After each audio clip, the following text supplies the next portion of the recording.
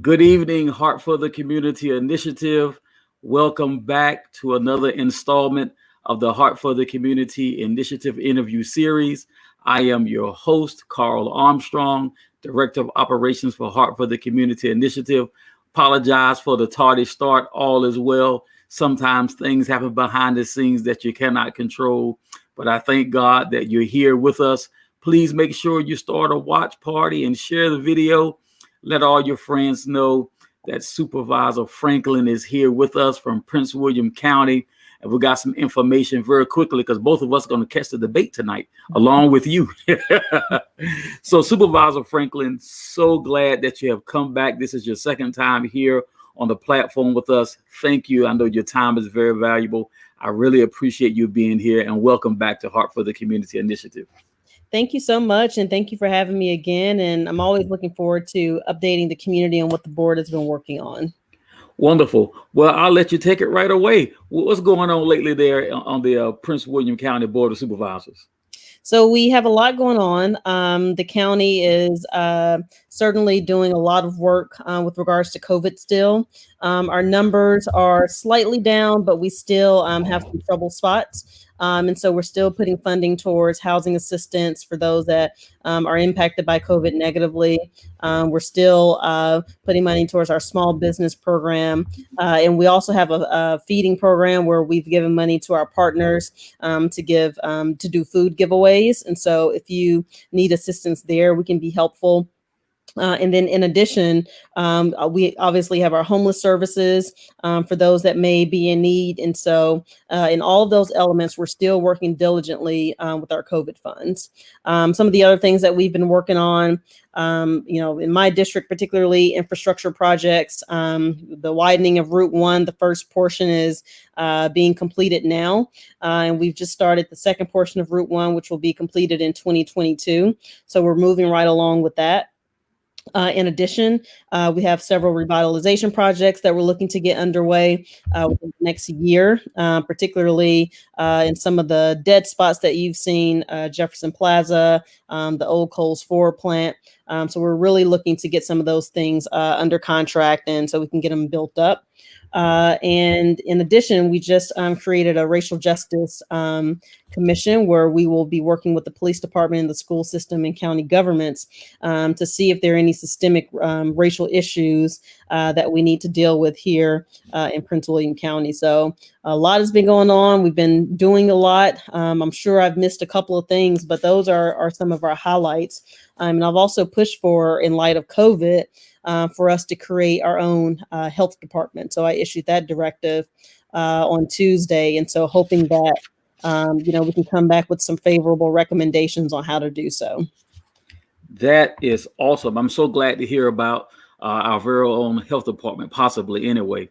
I know that at one time, COVID testing was aplenty in Prince William County. I'm wondering, has that slowed down? Has the pace stayed the same? What does the future look like for the citizens to be able to get COVID testing in Prince William County? Yeah, so we still have free COVID testing happening. We have COVID testing at the Woodbridge Senior Center, location, and several other locations throughout the county. And we can make sure to send that to you to send to others. One of the reasons why I'm pushing for our own health department is because all of our resources currently come from the state.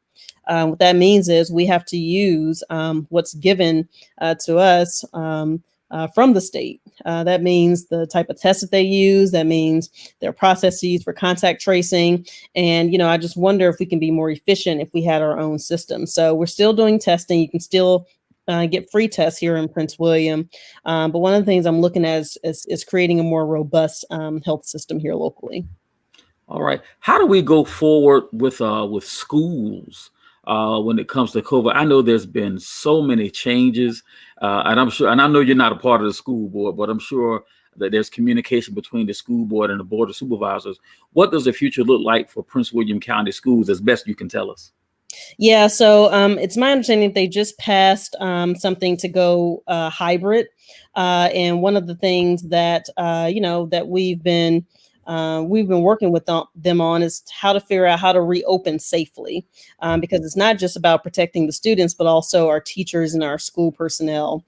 So one of the things they have to put into place is making sure that the technology is there, making sure they have the PPE to make sure that you can come into the schools safely and go back into your community safely. So there's a lot that goes into returning to learn. And so, we have the virtual setup that obviously takes a lot of infrastructure to put together. But, even returning to learn in person, that's going to take a lot of infrastructure as well, because you have to make sure there's, social distancing taking place. You have to make sure that your food systems are put in place. You have to make sure that it's safe to actually return to the buildings. Yeah, I think that most people have no idea all that goes into returning to school. It's not as simple as the teachers and the staff and the students show up. There are so many protocols that have to take place. Have you found that as we're working our way through it, we have improved our systems, our way of, I guess, our process of making sure that things are safe for the students?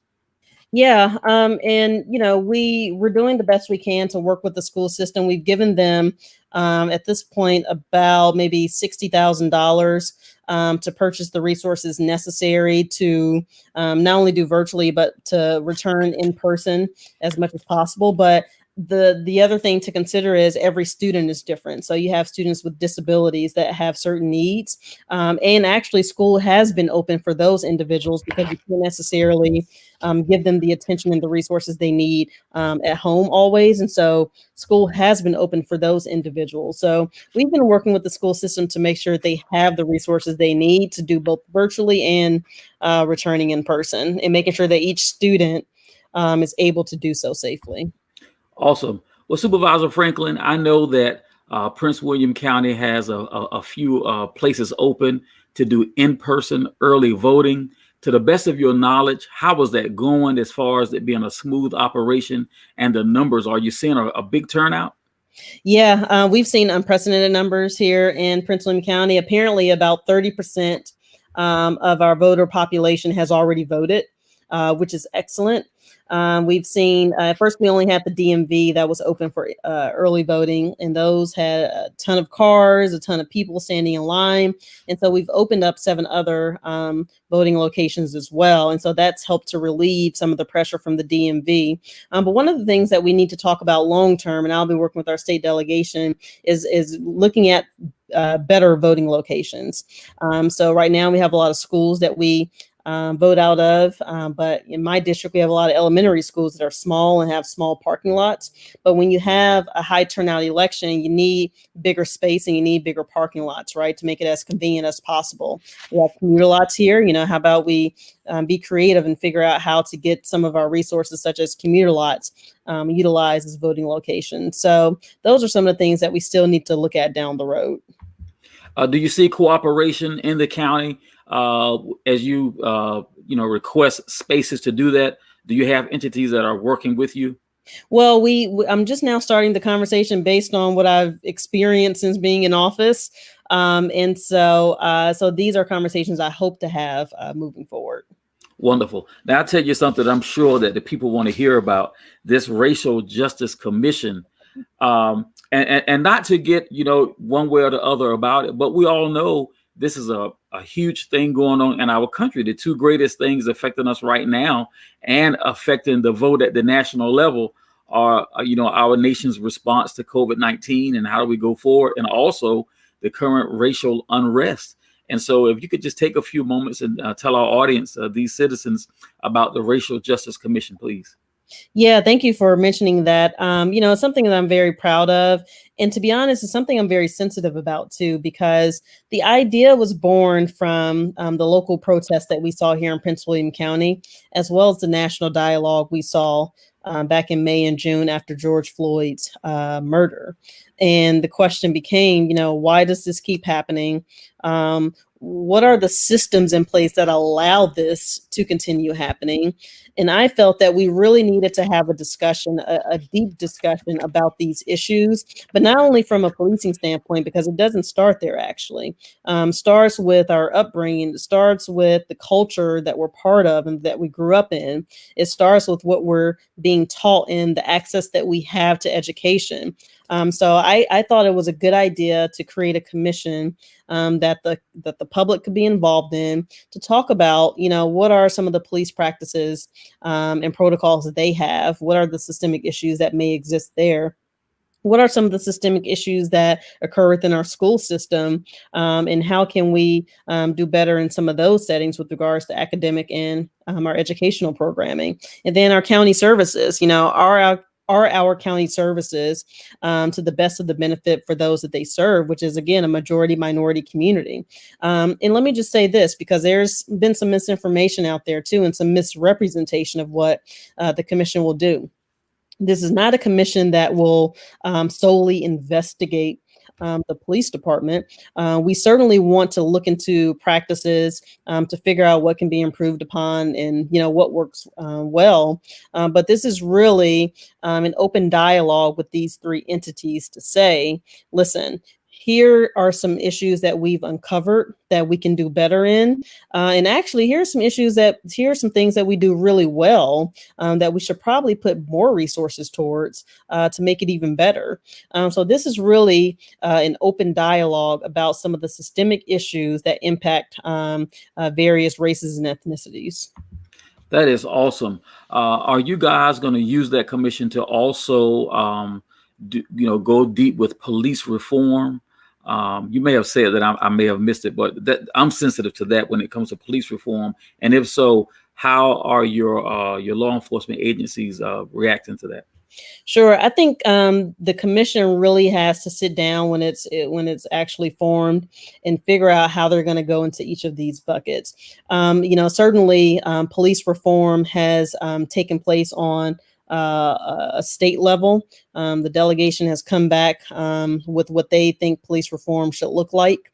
And so I imagine that this commission will look at some of those elements and see how Prince William County can either come into compliance or may need to go beyond what they've put into place.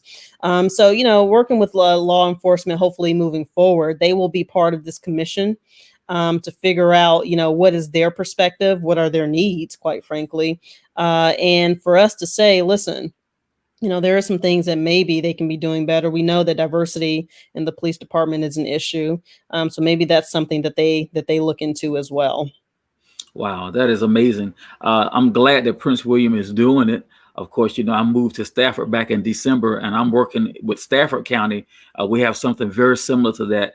And as a matter of fact, we had some representatives from Prince William County to help us get some of that squared away. So thank you. That's excellent. I'm glad to hear that. I'm glad that we're making our way around. I actually was contacted from someone from the city of Manassas that said, listen, I heard you guys are trying to do this. Tell me more about it. I think it's something we may want to do as well. So I hope other jurisdictions do go in this direction, because we shouldn't be afraid of the conversation. It's Right. a conversation that is happening nationally. We are a majority minority county. We can't just act like everything is fine here in Prince William County. We have to have real discussions. That's right. I tell you what, is a negative thing nationwide, what has, been uncovered with our attitude as a whole towards racial relationships. But I think that it has made the pink elephant in the room illuminated. And I'm so glad that we've gotten to a point where we can have real conversations, because I believe that once we have real conversations, even though some of them may be ugly, we can finally get to a part of real solutions. And I think that's where we're going. Are you seeing that type of attitude and that type of progress in Prince William County? Yeah, I'll be honest with you. For anyone that saw the board meeting on Tuesday, you would think that this is a contentious issue. That's what you would think if you saw the meeting. But I will tell you, the first time that I brought this up back in June, the amount of emails and phone calls that we got from people saying, I want to be part of this. How can I be part of this? From the vote that we took on Tuesday, people reaching out to us after that vote saying, listen, I heard about this. I want to know more about this. I want to be involved. This is so important to me. From the media that has reached out and said, why do you think this is important? So we've gotten a lot of support from this. It's, I was talking to my staff and I said, I've put forth a lot of initiatives, Child Advocacy Center, Housing Assistance Program, all of those things I think are incredibly important and probably impact, almost, everybody, housing assistance, And I said, what is the difference here? And the difference is, many jurisdictions have housing assistance programs. That's Right. not necessarily a new idea, but a racial justice commission, I don't think anyone has gone as far as setting up a commission dedicated solely towards racial justice. I think that's the difference. And I had to think about that. I'm the one that suggested the creation. I had to think about that. Like, why is there so much interest? Why is this so important? And it's because no one has really gone a step further in saying we want to dedicate resources towards this topic. I think that's the difference. Well, listen, I'm in full agreement. My audience is going to be in full agreement. My wife and I are neck deep in the movement. I think that it's time. Yeah. Really, people like you and I know that it's past time. But I don't want to reach back there too far. I may get angry. But I'm so glad now. Yes. I'm so glad that even on the national and international level, at one time there were demonstrations simultaneously in all 50 states, and I believe in 14 other nations. So this is not just an American problem. The world has stood up and recognized. And I think that's probably why the momentum is still there, because we got the right people involved at this time. And I want to thank you so much for the work that you're doing in Prince William County, because it's not just affecting Prince William County. Other people are taking notice, and we thank you for your leadership. Thank you so much. Well, I appreciate that. And if I can just say one more thing to that effect, someone said, we have COVID going on. Why are we putting resources towards this in the middle of a pandemic? And I had to say, I think it was the pandemic that brought us to this realization. Everyone, for the most part, was at home quarantining when George Floyd was killed. Most of us, I think, have TV or access to the internet, and you didn't have a choice but to pay attention to what was going on. Yes. You didn't have a choice but to see those officers kneeling on his neck, because we were all at home at the same time watching it. And I think that is really what spurred the next steps in terms of this discussion on racial justice. People had time to care, and yes. so, and the other point I made is we've spent a lot more money on issues that of less importance than racial justice. It's time that we start investing in this discussion. Well, I'm hoping that people really do realize how important it is. And we see some very ugly things in our nation. Of course, everyone is not on the train for racial justice. You see some of the ugliness that's going on. And that's why it makes this election so important. I have been talking myself ad nauseum about go vote, go vote, go vote. And for me, and I am neither Democrat nor Republican. I'm neither liberal nor conservative. But I got real good eyes and real good ears. And for me, it is very clear who to vote for. And I'm telling people, not just at the presidential level at the top of the ticket. If you want to see real change, you have to start at the local level. And you being a local elected official, of course, you know this. And I'm going to ask you to speak to that in just a moment. I want people to understand how really important it is. Of course, we want you to show up and show out for the 2020 election. But the smaller elections that are going to come in the future, you need to be involved. You need to know who your county board of supervisors are, or your city council, your mayor, your treasurer, your commissioner of the revenue. My dad always told us coming up, you better know who the dog catcher is, boy, vote for the dog catcher. And our state delegates and state senators, all those are very important, especially at this time. The temperature of our nation is going to be taken on November 3rd, and how we go forth and deal with very important issues will depend on what our elected officials look like at all levels after the 3rd. I just want you to speak to that if you don't mind. Yeah, absolutely. And it's interesting you asked that, because the last discussion I was part of prior to joining your podcast, they asked that same question. Why are local elections important? And I tell them presidential is very important, voting for your members of Congress very important, but those deal with general issues. Your local elected officials, your board of supervisors, we're dealing with the light that doesn't work on your street. We're dealing with the potholes. We're dealing with the street widenings and the street closures. We're dealing with those issues. The new housing development that's being put up behind your neighborhood. We're dealing with those types of issues that impact your everyday living. That's why it's important. I mean, the things that you have to deal with on a day-to-day basis, that comes through my office. The speeding that takes place, the noise complaints, all of those things. I feel like I'm going to get a lot of constituent calls tomorrow, but all of those things run through your local elected officials. And that's why it's important, because we're the ones setting the police budget. We're the ones setting the budget for housing assistance. We're the ones creating these programs that will impact your everyday life. And that's why it's important. We need people to vote for president for sure, because it's at the top of the ticket that's going to help determine what type of federal resources we get down here. So that's very important. But your everyday way of life, that's going to come through my office. And we want to be attentive to those needs.